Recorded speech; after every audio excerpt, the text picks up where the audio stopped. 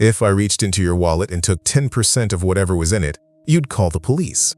When the government does the same thing to your savings account, they call it monetary policy. And they've been doing it every single year since 1913. Now, I want to be careful here, because the story you've been given about inflation, the one on the news, the one your bank sends in its quarterly letter, the one economists repeat with a straight face, isn't exactly a lie. It's something more insidious than a lie. It's an incomplete truth, and an incomplete truth, when it's protecting a mechanism that transfers your wealth to someone else, functions exactly like a lie. So let me give you the complete truth. And the mechanism behind it. You felt it. Maybe it was the grocery store. You're buying the same things you've bought for 30 years, the same brands, the same cuts of meat, and the receipt just keeps climbing. You're not buying more, you're not living differently, but something has changed. And it isn't you, or maybe it's the retirement account. You saved. You did exactly what every financial institution, every advisor, every responsible voice in your life told you to do. You deferred, you sacrificed, you planned, and the number in the account has grown. But the number at the gas pump, and the pharmacy, and the grocery store has grown faster. The discipline that was supposed to be the foundation is quietly turning into sand. That feeling you have, that something is being taken from you, and you can't quite name what, and you're not sure who's doing it. That feeling is not paranoia. It's perception. And by the end of this, you'll have a name for the thing you're perceiving. Let's start with the story we've all been told. Prices rise, the official explanation goes, because sellers charge more. Companies get greedy. Supply chains break. Energy gets expensive. Demand surges. These are real things. None of them are invented. And all of them can cause prices to move in one sector, at one time, for a specific reason. But here's where the explanation quietly stops working. If prices are rising because of greed, why does greed arrive all at once, across every sector, in every region, at the same time? Why does the butcher, and the landlord, and the auto dealer, and the pharmacist all get more aggressive in exactly the same year? Did they all attend the same conference? Did some signal go out? And if prices are rising because of supply chains, why did prices keep rising long after the supply chains recovered? Why did grocery prices in 2023 stay elevated when the shipping containers were moving again? The official explanation is always local. It names a specific disruption. But what we experienced wasn't local. It was general. Prices didn't rise in one category. They rose in everything, all at once, and kept rising. The official explanation doesn't have a mechanism for that. It just names the most visible symptoms and stops. Here is what it is missing. When the amount of money in circulation grows faster than the amount of goods and services available, every dollar in existence buys a little less. Not because any particular seller got greedy, because the unit of measurement itself got diluted. Think of it this way. You have a pizza. You cut it into 8 slices. Then someone adds 4 more slices. But the pizza doesn't get bigger. Each slice is now smaller. The money supply works the same way. Add more units without adding more value behind them, and each unit represents less. That's not a theory. That's arithmetic. This is the first piece of the mechanism. But it's not the part that most people miss. The part that most people miss is what happens next. And to understand that, you need to meet a man most Americans have never heard of, who figured this out 270 years ago. His name was Richard Cantillon. He was an Irish-born banker working in Paris in the early 1700s. He was not a political revolutionary, he was not writing a manifesto. He was a careful observer of how money actually moved through an economy. And what he documented in his Essai sur la nature du commerce en général, published in 1755, 2 decades after his death, is still the most precise description of what inflation actually does that has ever been written. Here is what Cantillon observed. New money doesn't arrive everywhere at once. It enters the economy at a specific point, through the sovereign, through the banks, through government contractors, through the institutions closest to whoever is doing the creating. And the people at that entry point, the first recipients, spend it before prices have had a chance to adjust. They're spending money that has full purchasing power. The pizza hasn't been cut into more slices yet, as far as their grocery store knows, so they buy things at yesterday's prices. They invest. They expand. They purchase real assets, land, equipment, goods, before the dilution has propagated through the economy. By the time that new money works its way outward, through suppliers, through wages, through the broader market.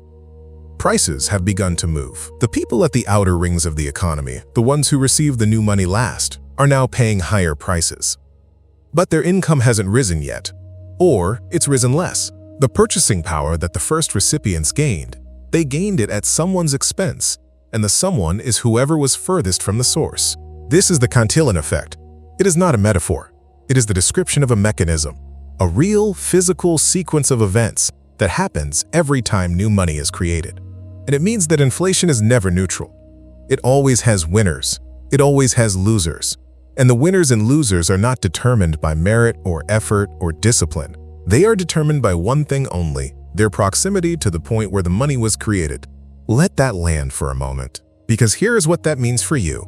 If you are a saver, someone who converted your labor into dollars and stored them, you are by definition at the far end of the money supply chain. You are holding yesterday's claims. When new money enters the economy, your savings don't automatically adjust. The number in your account stays the same, but the pizza gets cut into more slices. And your slices, the ones you earned and stored, buy a little less of everything. You didn't do anything wrong. The mechanism did something to you. Now, Richard Cantillon was not an economist in the modern sense. The discipline didn't exist yet in the form we recognize. But his observation traveled. And about 150 years later, it arrived, refined, extended, and sharpened into a complete theory. In the work of a man who had read everyone and was read by almost no one who mattered. Ludwig von Mises was 31 years old when he published The Theory of Money and Credit in 1912.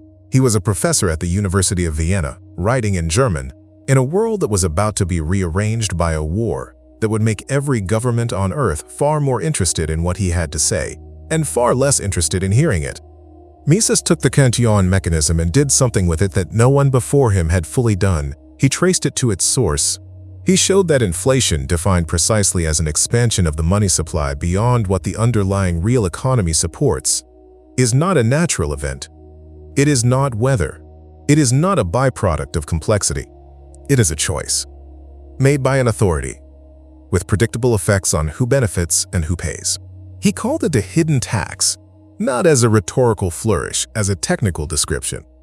Because a tax, properly understood, is a transfer of purchasing power from a private individual to a public institution. Inflation does the same thing. The only difference is that inflation doesn't require a vote. It doesn't appear on a ballot. It doesn't need to survive a debate. The transfer happens quietly, in the mechanism, before most people realize anything has changed. But this still doesn't answer the question I planted at the beginning. Who, specifically, gets rich every time your dollar loses value? We've established the physics. Now let's name the players. Let's look at what actually happened between February of 2020 and February of 2022. The Federal Reserve, in response to the economic shock of the pandemic, expanded the M2 money supply, the broadest standard measure of money in circulation, from approximately $15.5 trillion to $21.8 trillion. In 24 months, that is a 40% expansion in 2 years. To be clear about what that number means in Cantillon's terms, trillions of new dollars entered the economy at a specific point. The Treasury, the banking system, the Federal Reserve's bond purchasing programs, the institutions and their counterparties closest to the mechanism. And then the Cantillon Effect ran, exactly as described in 1755. Exactly as Mises restated it in 1912. Asset prices, stocks, real estate, financial instruments, rose first and fastest because the first recipients of new money invested it. The people who held those assets before the expansion ended the period wealthier in real terms because the price of what they owned inflated with the money supply before their cost of living did. The people furthest from the source, wage earners waiting for salary adjustments, retirees on fixed incomes, savers holding dollar-denominated accounts, experienced the adjustment in reverse. Their costs rose, their purchasing power fell. The pizza had been cut into more slices before their slices arrived. Now, I want to be precise here, because precision is what separates this from a talking point. This is not a claim that anyone conspired to harm you. Conspiracy requires a secret. This mechanism is not a secret. It has been in print since 1755. What makes it troubling is not that it's hidden, it's that it's ignored. That the people making the decisions know what the Cantillon effect is, and they make the decisions anyway, and they explain the results to you afterward using language that names everything except the mechanism. The US federal government is the single largest debtor in the world. As of this writing, the national debt stands above $33 trillion. Inflation, consistent, sustained inflation, erodes the real value of that debt. A dollar borrowed in 2010 is paid back in 2030 with a dollar that buys less.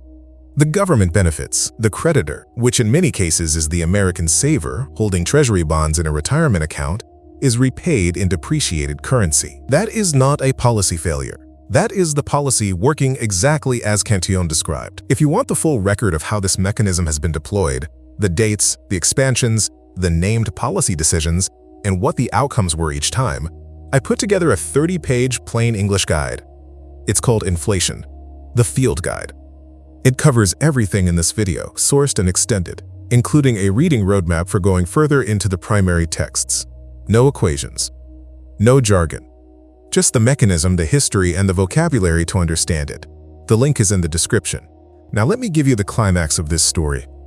Because there's a sentence that was written in 1949 by Mises in Human Action, the book he spent the final decades of his life constructing, that should stop you cold. He wrote, "Inflation is the fiscal complement of statism and arbitrary government. It is a cog in the complex of policies and institutions, which gradually but surely leads to totalitarianism." Read that again. He wasn't writing about 2020. He was writing in 1949, in New York, having fled Vienna when the Nazis arrived, having watched the Weimar hyperinflation destroy the savings of an entire middle class, having spent 40 years documenting what happens when governments decide that the money supply is a policy instrument rather than a constraint. He was writing about a pattern that begins with a hidden tax, an expansion of the money supply that transfers purchasing power from holders of money to issuers of money, and ends, if unchecked, in something that has no democratic name. Cantillon described the mechanism in 1755. Mises restated it in 1912. He named its political logic in 1949. And then, between February of 2020 and February of 2022, the Federal Reserve added $6.3 trillion to the American money supply, and the Cantillon effect ran, and grocery prices rose 20%, and asset prices rose faster. And the savers, the retirees, the people who had done everything the responsible civilization told them to do, paid the adjustment. They were right. 270 years of economic observation says they were right. The feeling that something was being taken, the anxiety at the checkout, the confusion about the retirement account was not paranoia, it was perception. And now you have the name for it, the Cantillon effect. And the man who turned it into a complete theory in 1912 when nobody wanted to hear it. There is one question I want to leave you with. Not a big one, not a political one, a personal one. You now have a mechanism you could explain to someone. Your spouse, your son, the person across from you at Thanksgiving who always seems to win the argument because he has the language and you have the instinct. You have both now. The question is, who are you going to explain it to first? And when you do, when you say the Cantillon effect and you watch their expression change as the thing they've been feeling finally gets a name, that's not a small thing. That's how a century of ignored wisdom stops being ignored, one dinner table at a time. Tell me the year your savings first stopped keeping up, and what you were saving for.